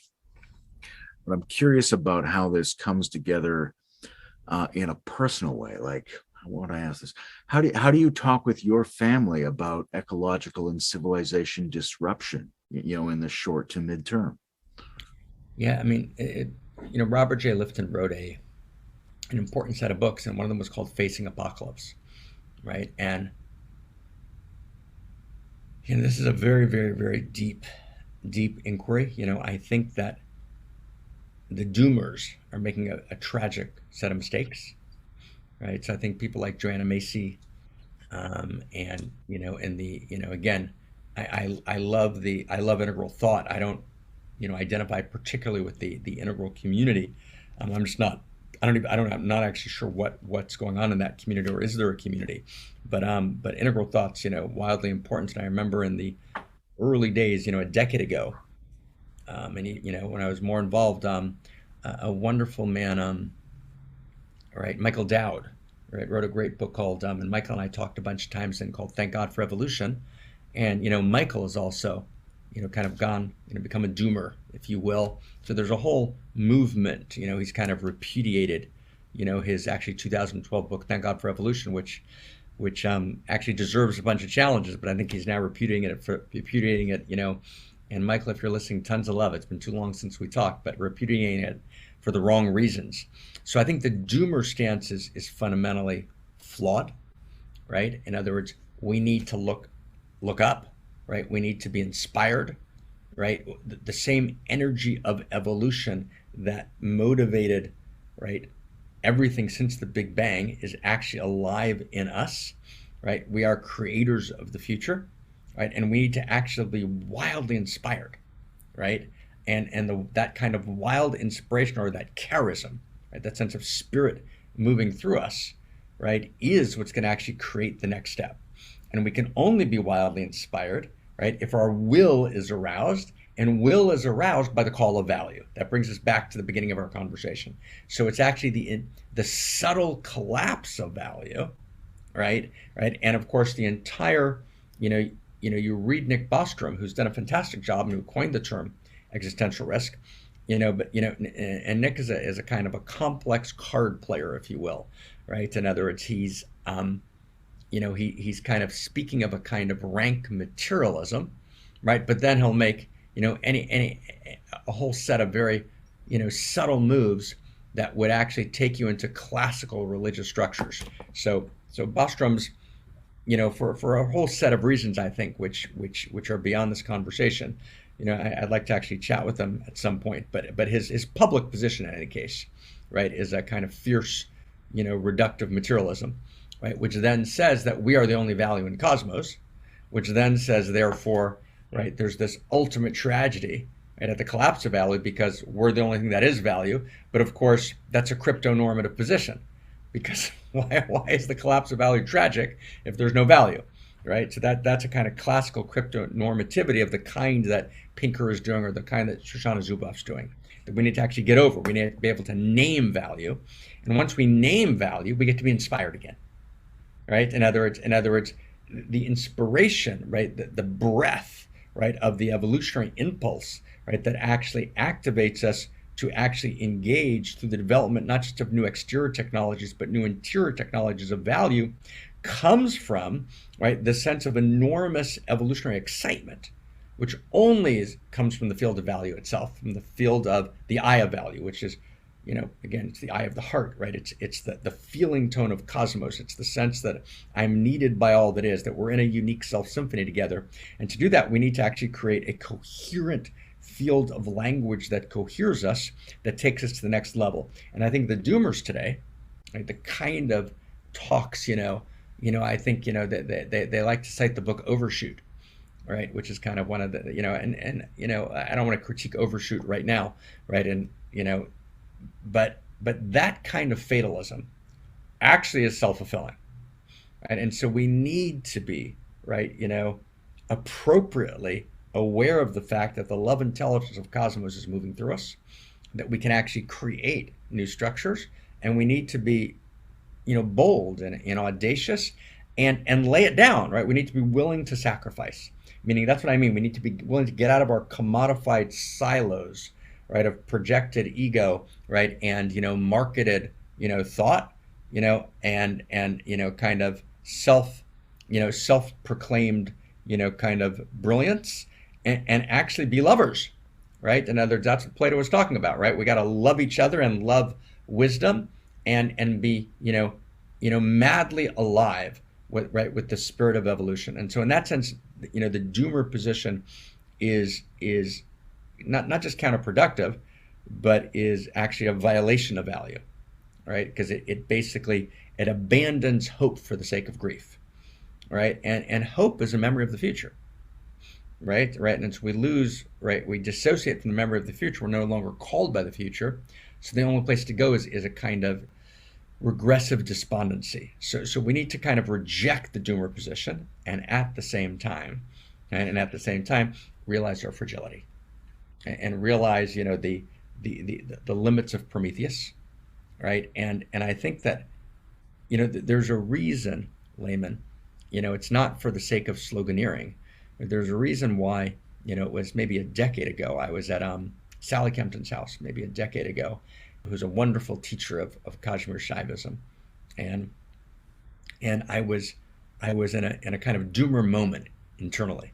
And I was just extremely sad at kind of just the human tragedies. And, it was a moment where I kind of said to myself, wow, I really love people, but, never underestimate people's ability to disappoint you.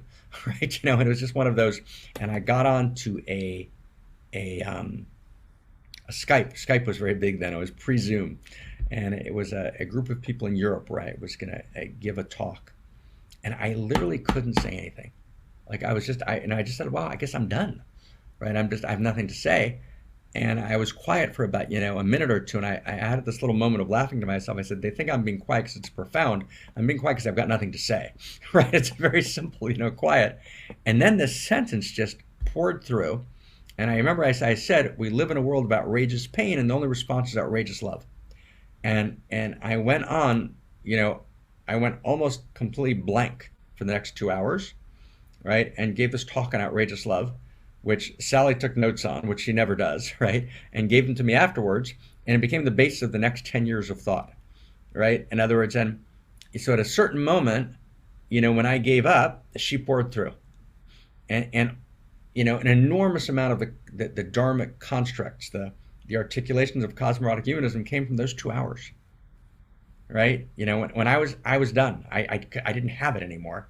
And then this notion of outrageous love it's not clever, right? It's outrageous, and that's part of the darkness we have to own. But the energy of the shadow, which is we have to be outraged.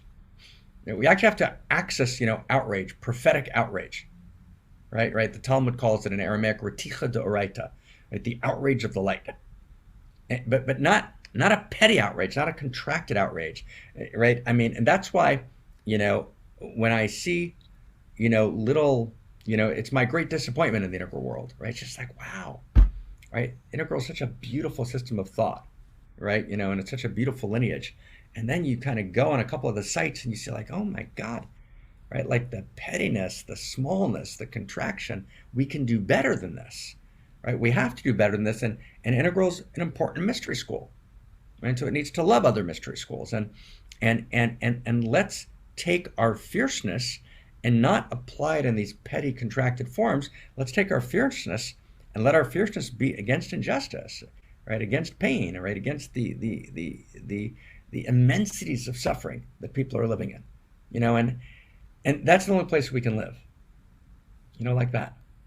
There's enormous room for beautiful nuance on these topics, right? There's Yeah. some way that a certain kind of doom and a certain kind of hope work together, Yeah. where a certain kind of grief and a certain kind of constructive aspiration, even what you're saying, outrageous love, but also that comes from a collapse.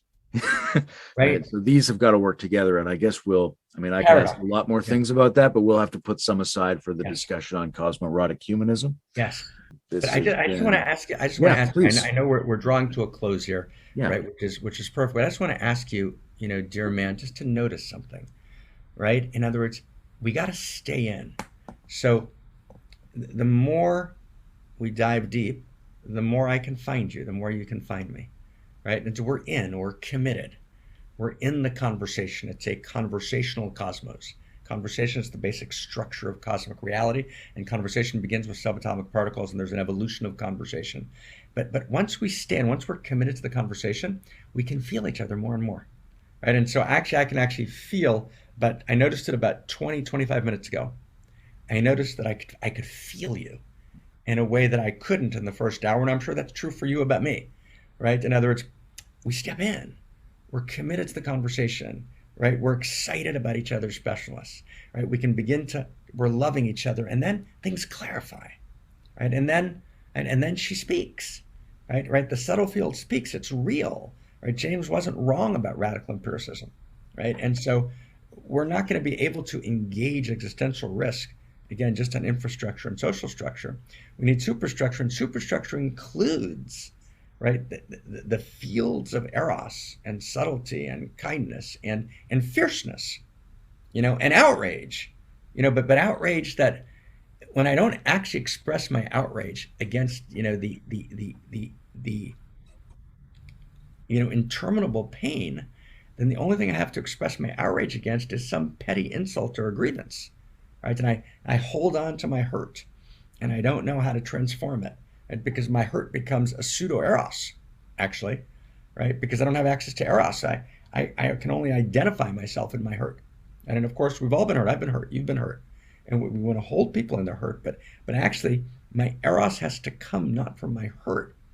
It has to come from my beauty, right, and my fierce love, and the unique configuration of fierce love, right? That is reality being Layman. That reality desperately needs, and I need to hear reality desperately needing me.